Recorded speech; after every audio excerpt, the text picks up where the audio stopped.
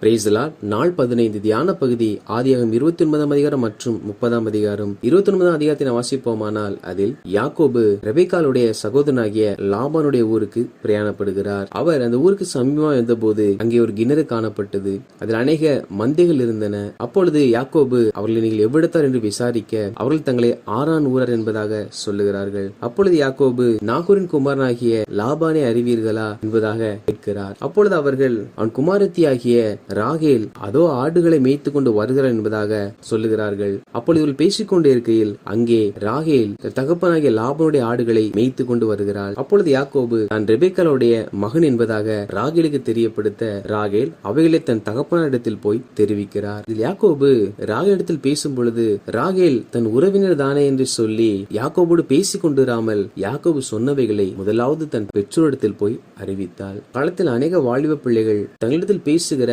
எதிர்ப்பாளராகிய ஆண்களுக்கு இவர்களாக மறு உத்தரவு கொடுத்து இவர்களாக அவரோடு கூட ஐக்கியம் வைத்துக் கொண்டு பின் நாட்களில் தங்களுக்கு தேவன் கொடுத்த நல்ல வாழ்க்கை கெடுத்துக் கொண்டு இருப்பார்கள். ராகேல் தன் தகப்பனுக்கு தெரியப்படுத்துகிறாள். அப்பொழுது லாபான் வந்து யாக்கோபை அழைத்து தன் இல்லத்தில் ஏற்றுக்கொண்டு அவனை விசாரிக்கிறான். யாக்கோபு நடந்த எல்லாவற்றையும் லாபானுக்கு தெரியப்படுத்துகிறான். அதற்கு பின்பாக யாக்கோபு 1 மாதம் வரையிலும் லாபானிடத்தில் தங்கினானாம். என்று உறவினர்கள் என்றால் நம் பிரச்சனைகளை கேட்டால் சரி என்று சொல்லி நம்மை வழி அனுப்பி வைத்து விடுவார்கள். ஆனால் லாபானோ யாக்கோபை தன் இல்லத்திலிருந்து புறப்படும்படி சொல்லாமல் 1 மாதம் காலமளவும் வைத்து பராமரித்தானாம். லாபானை போன்ற நல்லுள்ளங்களாக நாம் இருக்க வேண்டும். நம் உறவினர்கள் நம்ம இல்லத்திற்கு வந்தால் அவர் எப்பொழுது பிரயாணப்பட்டு போவார்கள் என்று நினைக்காமல் நம்மை தேடி வருகிற உறவினர்களை நாம் நன்கு கவனிக்கிறவர்களாக காணப்பட வேண்டும். அவர்கள் நம்மை ஏற்றுக்கொள்ளாவிட்டாலும் அவர்கள் வரும் பொழுது நாம் அவர்களை ஏற்றுக்கொள்ள வேண்டும். காரணம் என்னவென்றால் யாக்கோபுடைய குடும்பத்தில் ஒரு பெரிய இக்கட்டு உண்டாகிறது.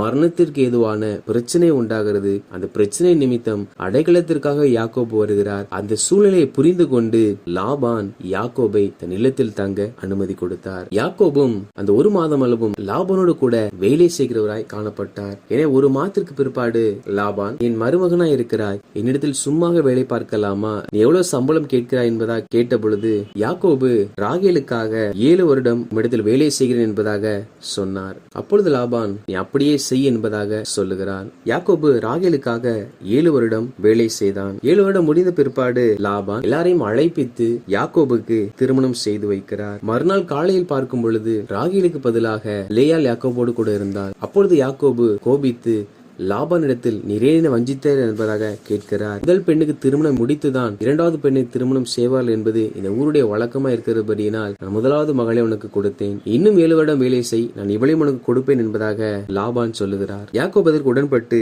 ராகேலுக்காக மேலும் 7 வருடம் வேலை செய்கிறான். அந்த 7 வருடம் நிறைவேறின பிற்பாடு ராகேலையும் யாக்கோபுக்கு மனைவியாக லாபான் கொடுக்கிறான். மாத்திரமல்லாமல் லேயாளுக்கு சில்பால் என்னும் ஒரு வேலைக்காரியையும் ராகேலுக்கு பிஸ்கால் என்னும் ஒரு வேலைக்காரியையும் கொடுக்கிறான். யாக்கோபு ராகேலை விரும்பினபடியினால் லேயாளை பார்க்கிலும் ராகேலை அதிகமாய் நேசித்து அதற்கு பின்பாகவும் 7 வருஷம் லாபானுக்கு பணிவிடை செய்திருக்கிறார். அவ்விடத்தில் லேயாள் அற்பமாய் எண்ணப்பட்ட போது கர்த்தரதை கண்டு லேயாள் கர்ப்பந்தடிக்கும்படி செய்தார். மாண்டவராகிய தேவனுடைய குணாதிசயத்தில் ஒன்று என்னவென்றால், எங்கே ஒருவர் அற்பமாய் எண்ணப்படுகிறார்களோ அவர்களை அற்பமாய் எண்ணுகிறவர்களுக்கு முன்பாக உயர்த்தி அழகு பார்க்கிற தேவன். நாம் யாரையாவது அற்பமாய் எண்ணுவோம் என்றால் நமக்கு முன்பாக கர்த்தர் அவர்களை தலை நிமிர்ந்து நிற்கும்படி செய்வார். அதே போல நம்மையும் யாராவது அற்பமாய் எண்ணுவார்கள் என்றால் அவர்களுக்கு முன்பாக அவர் நம் தலையை உயர்த்தி நம்மை அழகு பார்க்கிற ஒரு நல்ல தேவனாய் இருக்கிறார். லேயாள் இங்கே அற்பமாய் எண்ணப்பட்டதை கர்த்தர் கண்ட பொழுது கர்ப்பந்தடிக்கும்படி செய்தார். அப்பொழுது லேயாள் கர்த்தரின் சிறுமையை பார்த்தருளினார் என்று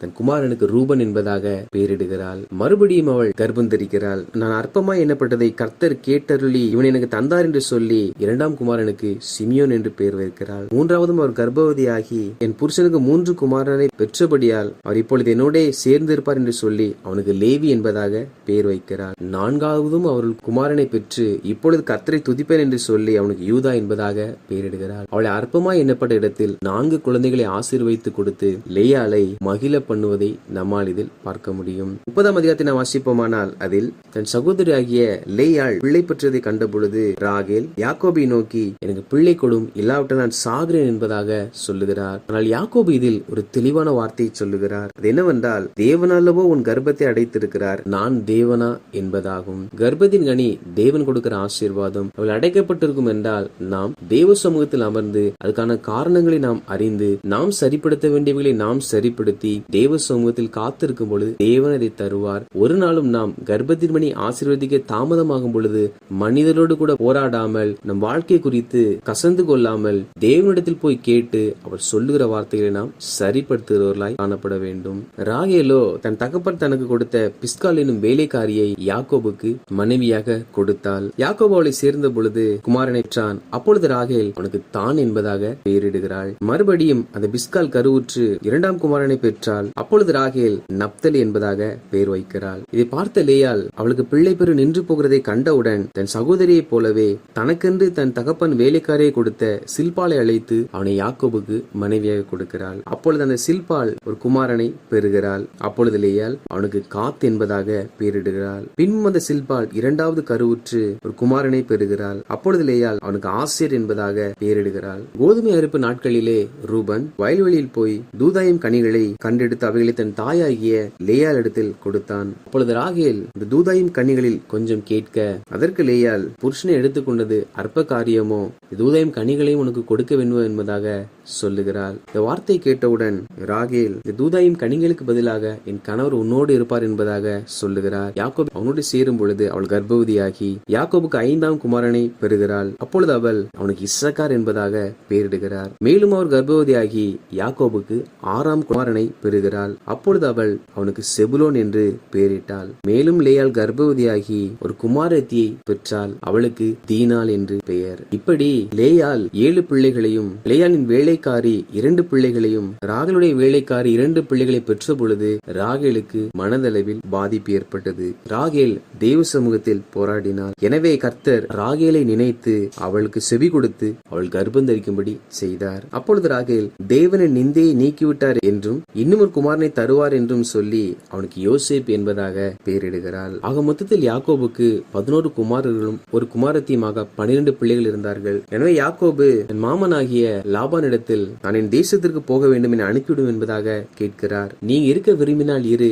உன் நிமித்தம் கர்த்தரை ஆசீர்வதித்திருக்கார் என்பதாக லாபான் சொல்லுகிறார். அப்பொழுது யாக்கோபு இன்னும் என் குடும்பத்திற்காக சம்பாத்தியம் பண்ணுவது எப்பொழுது என்பதாக கேட்கிறார். அப்பொழுது லாபான் அவனுக்கு என்ன தர வேண்டும் என்று கேட்க, யாக்கோபு மந்தைகளில் புள்ளியும் வரியும் உள்ள கலப்பு நிறமுள்ள செம்மறி ஆடுகள் எல்லாம் வரியும் புள்ளியும் உள்ள வெள்ளாடுகளையும் எனக்கு சம்பளமாய் இருக்கட்டும் என்பதாக லாபானிடத்தில் சொல்லும் பொழுது லாபானும் அதற்கு சம்மதிக்கிறார். அப்பொழுது யாக்கோபு புன்னை, வாதுமை, அர்மோன் என்னும் மரக்கிளைகளின் கொப்புகளை வெட்டி இடையிடையே வெண்மை தோன்றும்படி பட்டையை உரித்து தொட்டிகளில் ஆடுகளுக்கு எதிரே போடுவித்தான். ஆடுகள் தண்ணீர் குடிக்க வரும் பொழுது அது இனப்பெருக்கம் செய்வது ஆடுகளின் வழக்கமாயிருந்தது. ஆடு இந்த கொப்புகளுக்கு முன்பாகவும் அப்படி இனப்பெருக்கம் செய்யும் பொழுது அவைகள் இடுகிற குட்டிகளும் கலப்பு நிறம் உள்ளதும் புள்ளி உள்ளதும் வரி உள்ளதுமான குட்டிகளை போட்டது.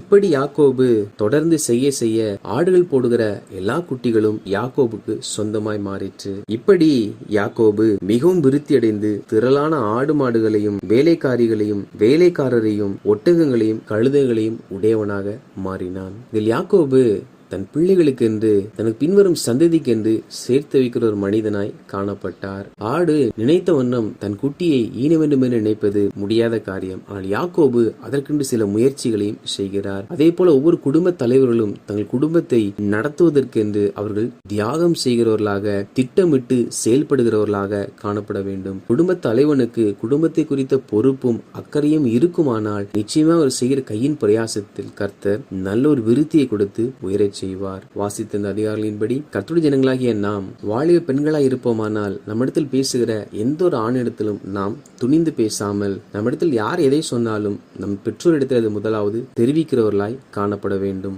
அதே போல நம் உறவினர்கள் நம்மை தேடி வருவார்கள் என்றால் அவர்கள் சூழ்நிலையில் பிரச்சனைகளை கேட்டு அவருடைய பிரச்சனை மாறும் வரையிலும் நாம் அவர்களை வைத்து பராமரிக்க வேண்டும். அதற்கென்றே கர்த்தர் உறவுகளை கொடுத்திருக்கிறார். மேலும் நாம் யாரையும் அற்பமாய் எண்ணாதபடிக்கு மிகவும் எச்சரிக்கையுள்ளவர்களாய் இருப்போம். மேலும் இதில் கிட்டத்தட்ட கிட்டத்தட்ட 12 பேருடைய பிறப்பை குறித்து நாம் வாசித்தோம். நாம் கர்ப்பதினிக்காக காத்திருப்போம் என்றால் லேயாளுக்கு ராகேலுக்கு செவி கொடுத்த கர்த்தர் நமக்கும் செவி கொடுத்து நிச்சயமாக கர்த்தர் நமக்கும் பிள்ளை செல்வங்களை கொடுத்து ஆசீர்வதிப்பார் என்பதை இந்த வசனத்தினால் நம்மால் அறிந்து கொள்ள முடிகிறது. மேலும் ஒவ்வொரு ஆண்களும் தன் குடும்பத்தை நடத்துவதை குறித்த தெளிவான திட்டமுடையவர்களாய் அதற்கேற்ற நல்ல வேலையில் நல்ல தொழிலை செய்கிறவர்களாய் காணப்பட வேண்டும். அப்படி நாம் செயல்படும் பொழுது நிச்சயமா ஆண்டவராகிய தேவன் நம்மை ஆசீர்வதிப்பார், விருத்திடை செய்வார், திரளான ஆஸ்திகள் உடையவர்களாக மாற்றுவார். கர்த்தர் தாமே அப்படியே நம்மை ஆசீர்வதிப்பாராக. ஆமேன்.